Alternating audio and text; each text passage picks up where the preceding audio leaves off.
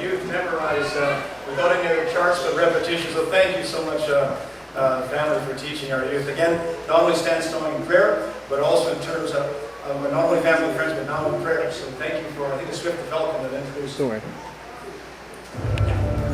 You can read this true story in the Bible when you get home. It's in the book of Nehemiah, chapters 1 through 6. Nehemiah was a Jew who had been sent away from his homeland in Judah. He was working as a cupbearer for a king. That meant he had to sample the king's drinks to make sure they weren't poisoned. One day, Nehemiah ran into some old friends from Judah. He asked how things were going back there. The friends said things were terrible. The wall of Jerusalem had been torn down and the gates burned. Nehemiah was so upset at the news, he sat right down and cried. But then Nehemiah did something that works way better than crying. He prayed to God.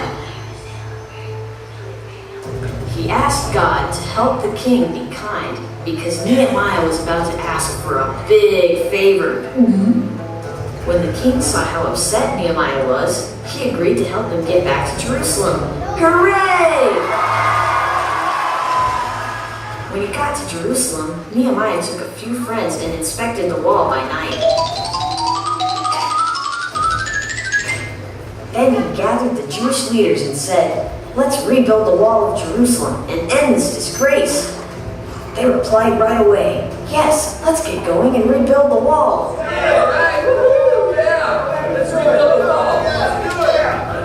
So all the Jewish families started to work on the wall. Bullies made fun of the work and even mocked the workers.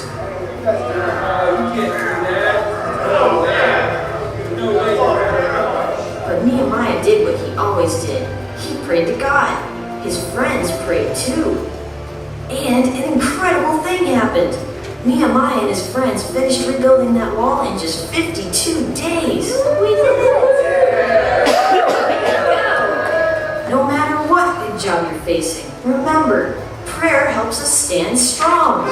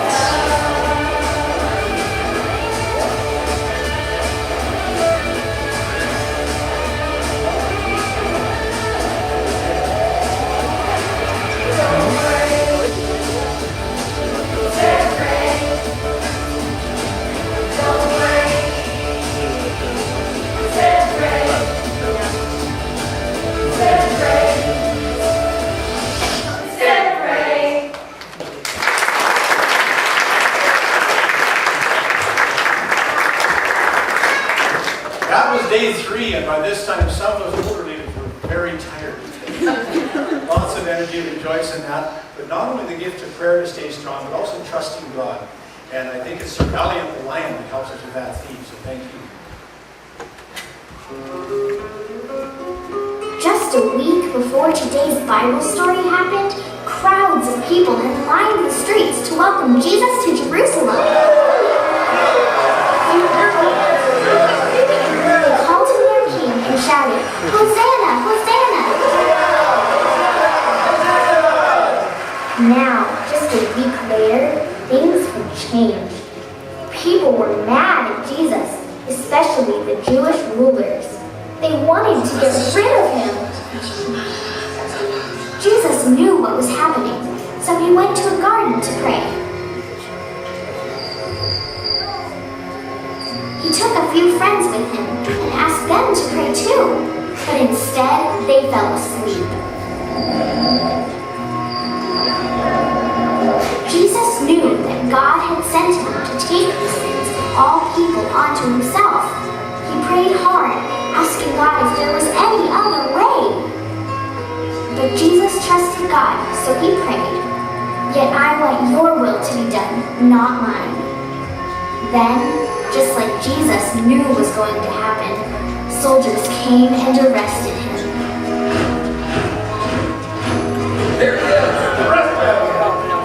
They took Jesus before the Jewish council and then before Pilate, Roman governor. Pilate was going to release Jesus, but the crowds wanted Jesus killed.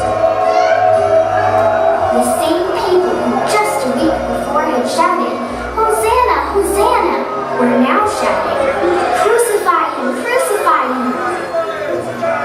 So Pilate sentenced Jesus to die, even though he'd never done anything wrong. They nailed his hands and feet to a wooden cross.